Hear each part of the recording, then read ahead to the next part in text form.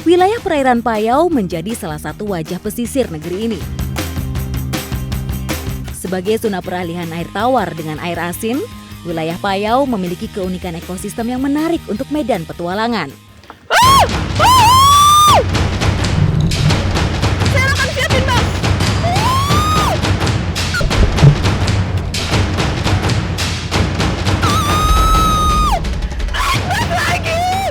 Getar tangan nih, tremor, mas-masan juga.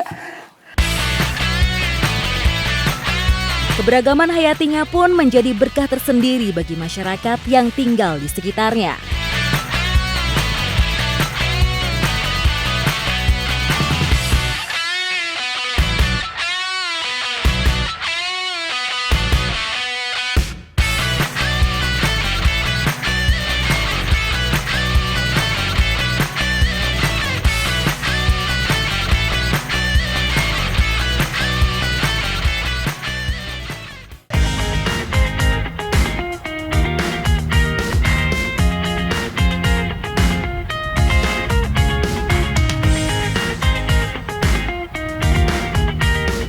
Petualang.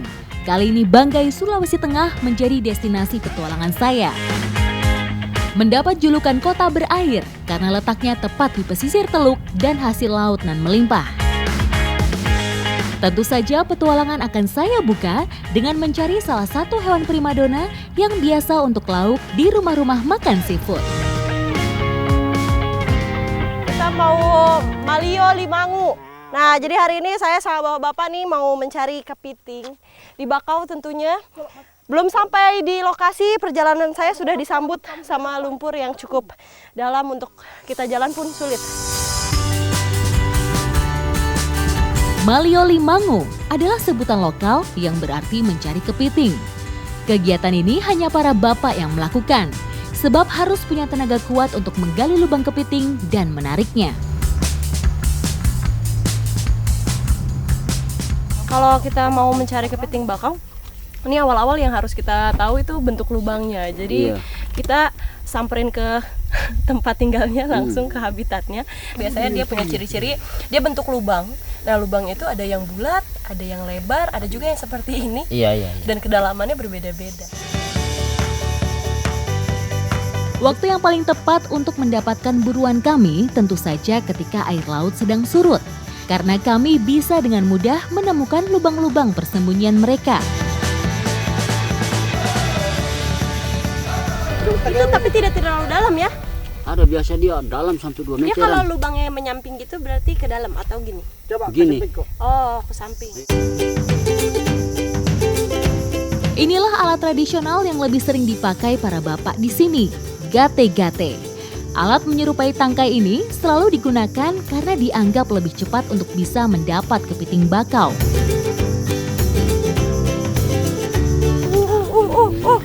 Ada tuh kelihatan capitnya. Itu dia. Wow.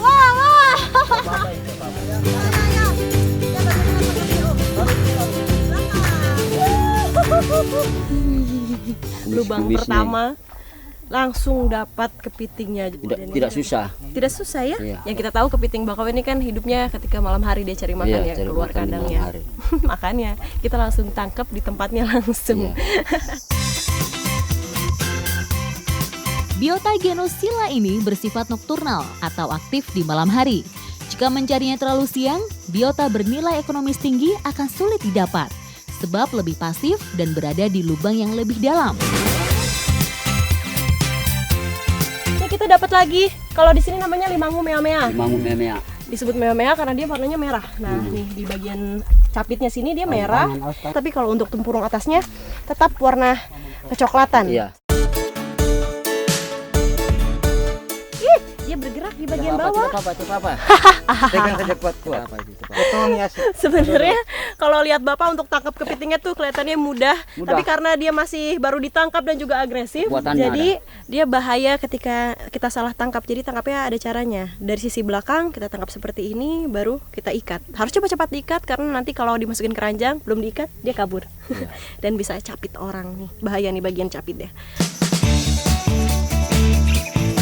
Berbeda dengan rajungan, cangkang kepiting lebih tebal dan polos. hewan anggota krustasea ini masih bisa hidup tanpa air. Menurut penelitian, ada 4 jenis kepiting di dunia, dan 3 diantaranya hidup di dalam hutan-hutan bakau negeri ini.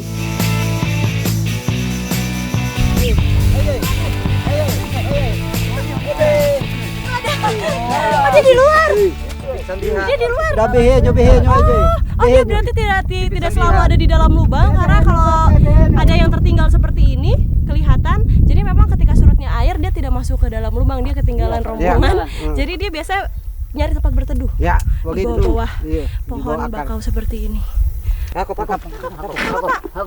Coba. Hati-hati. Ya. Tong. Hati-hati. Jaga.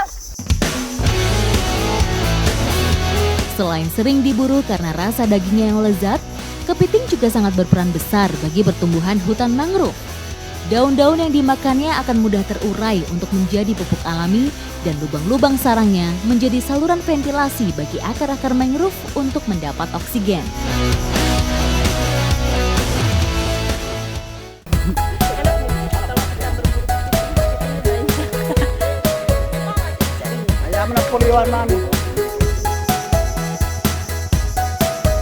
Dalam mencari kepiting, masyarakat Uwadikan biasa melakukannya dengan berkelompok. Satu kelompok bisa berisi 5 hingga 9 orang, tergantung luasan area pencarian.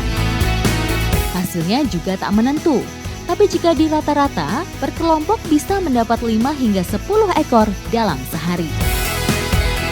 Berhasil kita dapat kepiting banyak. Habis ini saya mau langsung bawa kepitingnya untuk kita bikin olahan. Udah pada lapar semua. Ikuti jejak saya. Jajak petualang.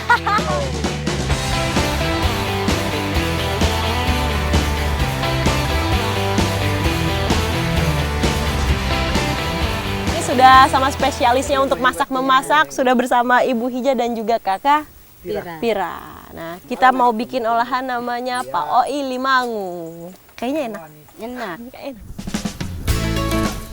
Bumbunya sederhana saja, garam, bawang merah, bawang putih, cabai, sereh, serta santan untuk rasa gurih. Takarannya sesuai selera. Tomat bisa ditambahkan untuk mengurangi rasa pedas. Semuanya diulek agar lebih mudah meresap. Uniknya, masakan kali ini mengharuskan kepiting dipotong dan dioseng. Masyarakat percaya cara seperti ini lebih sehat, sebab kepiting sudah dipisahkan dari kotorannya. Udah wangi ya, sebentar lagi mateng. Ini olahannya walaupun sederhana kelihatannya, cuma wanginya ini, bikin perut makin lapar. Tadi udah dicampur santan, udah dicampur bumbu, tinggal tunggu matang saja sampai kepitingnya semua berwarna kemerahan. Baru kita angkat. 30 menit saja, kepiting siap dihidangkan. Wow, wanginya. Waktu yang paling saya suka. Makan. Ayo mari, ambil. Mana? Oh. Inilah seni lain menyantap kepiting. Tak perlu susah payah memecah cangkang, daging pun lebih mudah disantap. Selain rasa daging kepiting segar, campuran bumbu-bumbu tradisional membuat tangan saya tak berhenti untuk terus mengambil Pak Oi Limangu untuk saya masukkan ke mulut. Ini rasa kepitingnya gurih, ditambah kuahnya tadi kuah santan lebih enak lagi. Nah, kalau di sini makannya untuk pengganti nasi pakai kasubi. Pakai kasubi atau singkong. Wah, enak banget. Apalagi dimakannya rame-rame, lebih nikmat dan juga lebih pengen nambah lagi.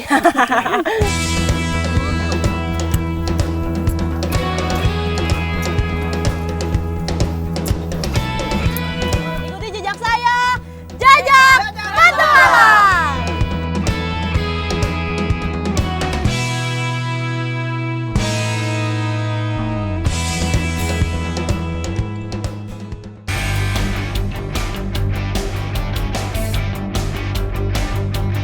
Petualangan di kawasan Payau lanjut bergeser ke Jawa Timur. Beda lokasi, beda pula jenis mangrove-nya. Daunnya lebih panjang dan berduri. Warga pesisir Surabaya menyebutnya daruju.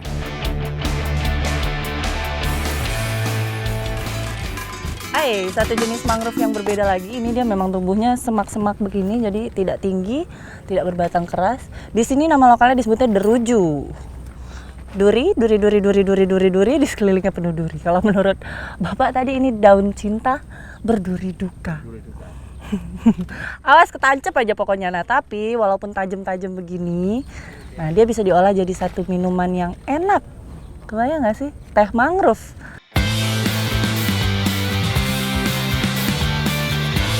Bruguera matang menjadi incaran kami kali ini. Warnanya yang kehitaman menandakan buah ini siap diolah. Selain mengumpulkan buah-buah yang berjatuhan, yang masih menempel di pohon juga tak luput dari incaran.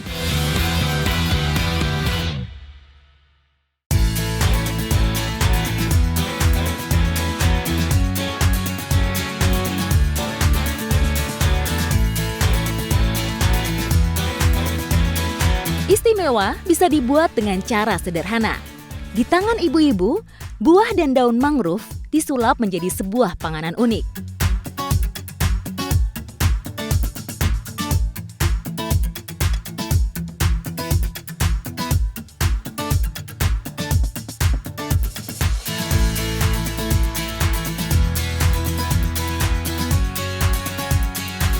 Paling berasa itu waktu pas kita konsumsi tidak ada rasa pahit. Nah, kalau misalnya sudah direbus, kasih kupas, lalu diiris kecil-kecil seperti ini, nanti tinggal dijemur. Kayak pisang rebus waktu pas dipotong. Cuman nggak ada baunya. Baunya menyengat kayak ada pisang, bau pisang ini. Iya ya, ada pisang. Iya kayak bau pisang. Ya. Iya, ini bau pisang rebus. Kenapa bisa? Nah, itu uniknya. Jadi kayaknya ini yang muda ya, Bu ya. Kalau yang sudah lebih tua kan kelihatan nih warnanya beda. Coklat, iya. Baunya sudah tidak terlalu ketara. Tapi kalau yang muda nih, bau pisang rebus. Ini kan bakal.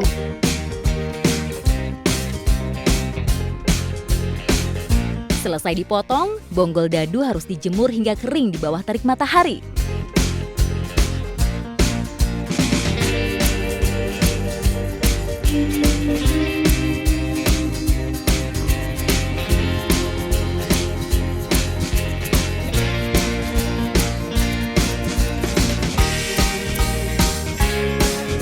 Nih, kalau misalnya dilihat setelah dijemur penyusutannya hampir 95% kali lihat. Jadi sekecil-kecil ini. Mikro. Tapi jangan khawatir, nanti ini setelah kita rebus dia akan membesar 5 kali lipat daripada ini.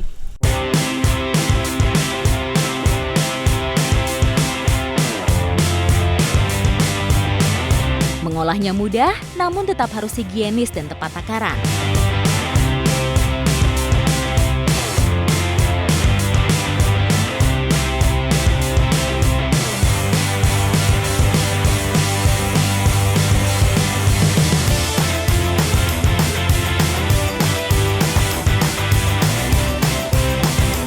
Tak lupa daun ikut direbus dengan air panas untuk mendapatkan cita rasa teh yang unik.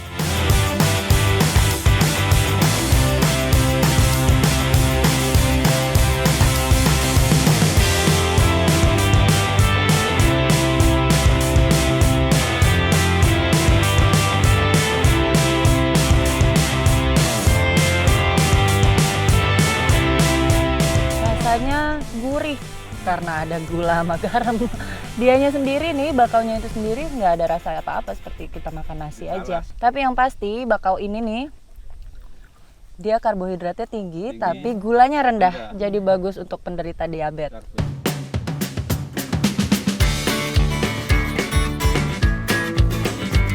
Mangrove ini sendiri, ini memang sekedar selingan aja. Karena memang di sini di Wonorejo ya Pak, Pak Sony bener ya. Kalau misalnya kita ambil 5 buah mangrove, 2 kita bisa jadi selingan nih, bisa jadi cemilan yang enak. 3-nya itu memang wajib untuk kita tanam kembali. Manfaatkan buahnya, lestarikan mangrovenya.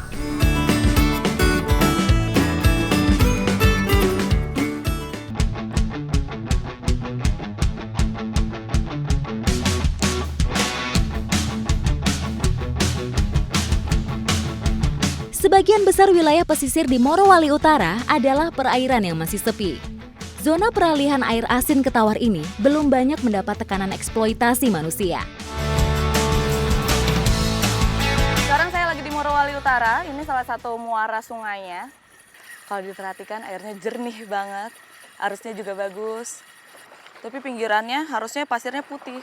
Ini agak-agak gelap, jadi menurut saya ada erosi dari atas. Saya habis ini mau langsung aja sekalian menyusuri sungai. Kita lihat dapat apa di sana.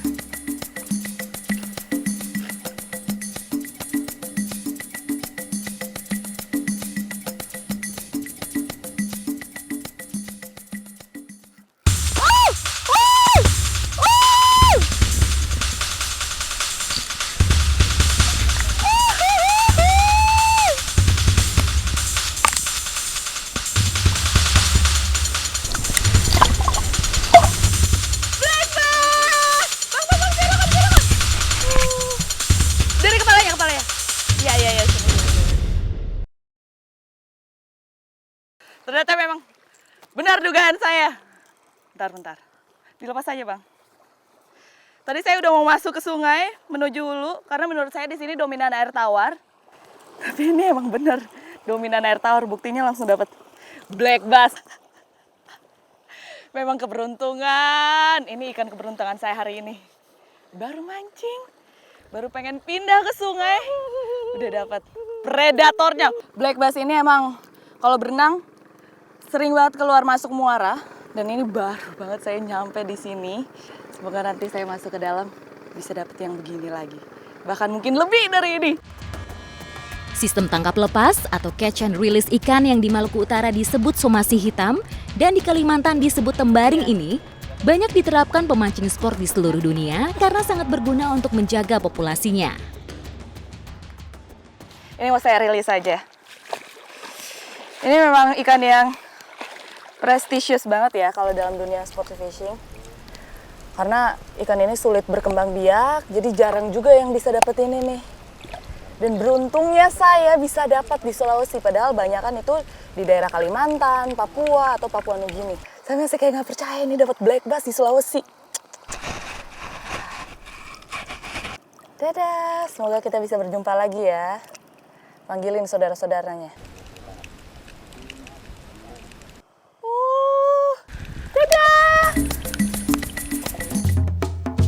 Memancing dengan cara berhanyut adalah teknik paling efektif untuk memahami sistem sungai yang kompleks. Dengan perahu, saya dapat menyusuri badan sungai hingga ke arah hulu atau masuk ke anak-anak sungai. Hal ini akan memperbesar kemungkinan untuk mendapatkan sambaran ikan yang lebih besar. Secara alami, ikan-ikan predator sungai memiliki teritori tertentu saat berburu mangsa. Tepian sungai terjal dan banyak perlindungan lebih potensial dibandingkan perairan dangkal yang terbuka.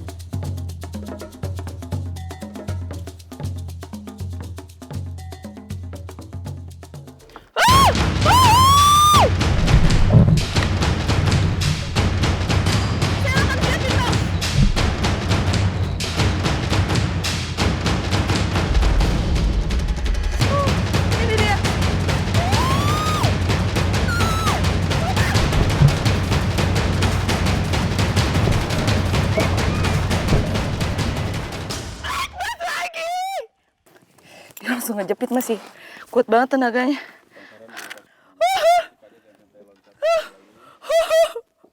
Ini gede banget. Ini gede banget, black bass. Dalam sehari saya udah dapat 2 black bass dan ini Sulawesi. Kalau saya perhatikan, gede banget. Gede dan warnanya agak-agak lebih gelap ya dibanding yang pernah saya dapat di Kalimantan Utara. Ini. Ada garis-garisnya cuman nggak begitu kelihatan tegas warnanya. Udah mulai agak pudar. Tapi ini tarikannya mantap. Geter tangannya, tremor. Mas-masan juga. Mantap. Black bass Sulawesi. Woohoo!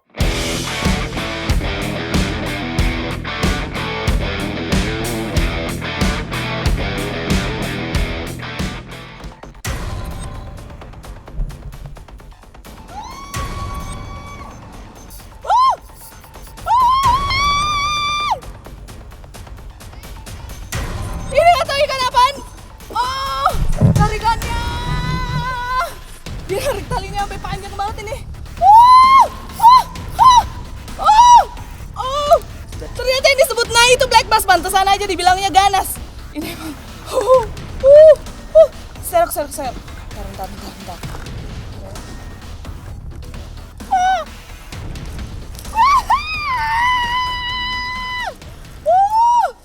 Ini yang masyarakat bilang ikan nai. Aduh.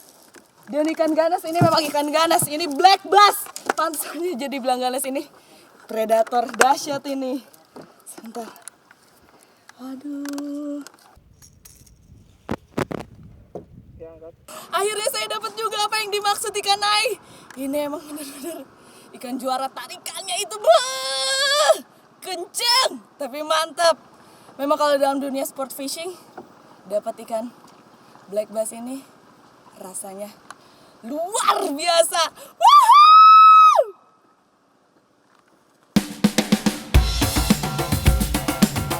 Dari wilayah Muara di Sulawesi, perairan Payau Pulau Bangka yang unik juga tidak luput dari petualangan saya. Walaupun sistem alirannya tidak sekompleks sungai-sungai di Papua, namun Sungai Payau di sini memiliki banyak percabangan layaknya perairan dekat rawa. Perusakan lingkungan yang terjadi di sini bukan dari tingginya tingkat overfishing, melainkan karena banyaknya aktivitas tambang yang tidak ramah lingkungan. Menariknya petualangan di sini, di Sungai Kota Waringin bagian hilir ini populasi udang galahnya sangat berlimpah. Udang galah habitat utamanya di sekitar perairan Payau dan Tawar yang dekat dengan laut.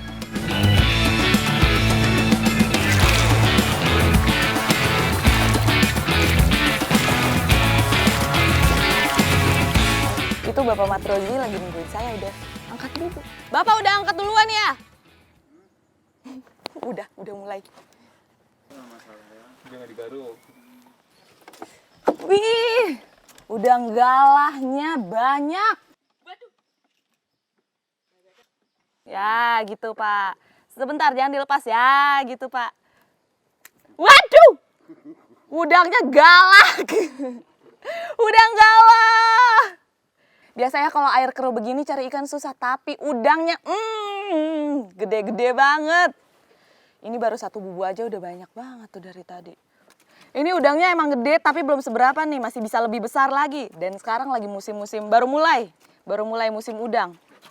Jadi tuh dapatnya banyak. Wih.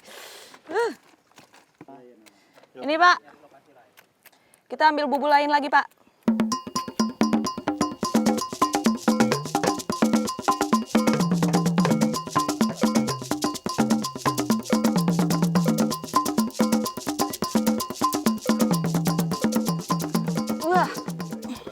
Bubu itu di beda daerah, beda juga bentuk bubunya. Ada yang besar, ada yang kecil. Tapi rata-rata itu terbuat dari bambu. Tapi kalau di sini unik nih. Bubunya dari kulit kayu yang keras. Nih.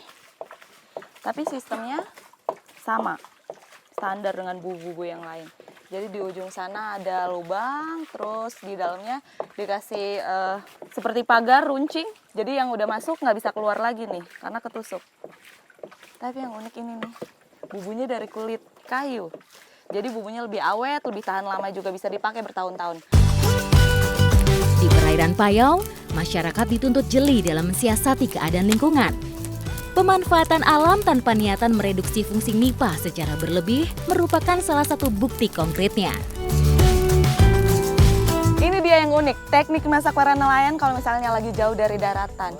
Keburu lapar, mau baliknya jauh, bikin tungku darurat.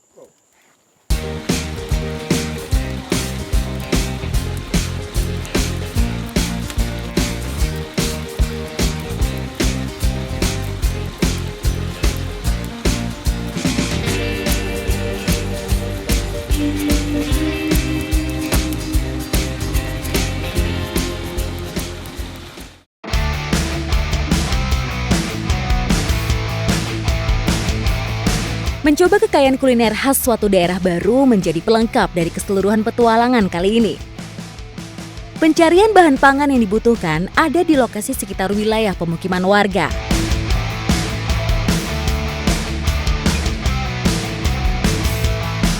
Sekarang saya lagi di Tokala dan lagi memasak nih sama ibu-ibu. Tapi kalau di kota-kota besar kita mau masak itu tinggal cari bahannya mudah, tinggal ke pasar atau bahkan bisa telepon tukangnya untuk nganterin ke rumah. Kalau di sini kita langsung cari di alam. Sungai Salato menjadi destinasi perburuan bahan pangan pertama bersama warga. Sungai utama di Tokala ini merupakan habitat beberapa biota air yang kaya protein.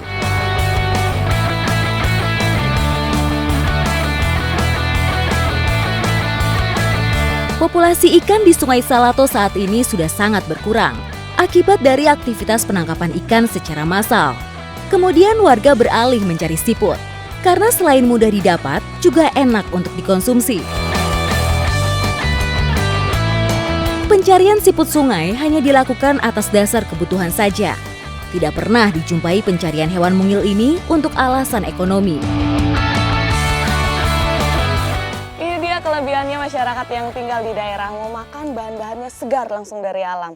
Ini saya duduk satu spot di sini aja, dapatnya segini banyak nih. Ini siput atau bahasa sininya disebut supai. Kata ibu-ibu paling enak dimasak kuah asam. Saya udah gak sabar sih sebenarnya, tapi kita ngumpulin dulu siputnya. Setelah itu masih ada satu bahan lagi, daun asamnya itu daun losong. Kita lihat seperti apa nanti hidangannya.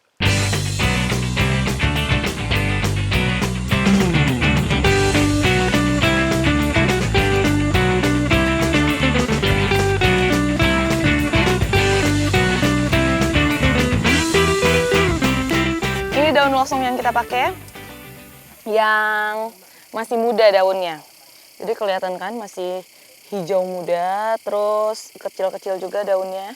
Beda sama yang udah tua nih, yang udah kayak gini kan udah tua, nggak kita ambil. Ini kalau dicium baunya tuh asam-asam perpaduan jeruk sama kedondong. Tanaman losong atau lusung adalah jenis pohon keras yang dapat tumbuh tinggi. Di Sulawesi Tengah, losong lebih penting dari sayuran umum semisal bayam, kangkung, dan daun singkong. Walaupun penyebarannya merata di seluruh penjuru negeri, tingkat konsumsi terhadap biota air ini sangat rendah. Masyarakat hanya menjadikan supai sebagai bahan olahan saat tertentu saja. Supai ini sebelum dimasak kita bersihkan dulu, bagian bawahnya dibuang karena ini bagian dalamnya kotoran. Ini juga fungsinya supaya memudahkan pas kita mau makan, nyedot dagingnya lebih gampang terlepas. Olahan kuah asam di Indonesia merupakan olahan yang sangat populer. Namun uniknya setiap daerah memiliki asam yang berbeda-beda. Di Jawa yang banyak digunakan adalah asam Jawa dan belimbing buluh. Di Kalimantan ada yang menggunakan buah lempasu dan kecombrang. Sedikit tips untuk memasak kuah asam khas Tokala ini. Daun losong yang digunakan tidak boleh terlalu banyak karena akan membuat rasa ikan kalah atau hilang. Makanan khas yang satu ini selain lezat juga menjadi kuliner favorit masyarakat di sini.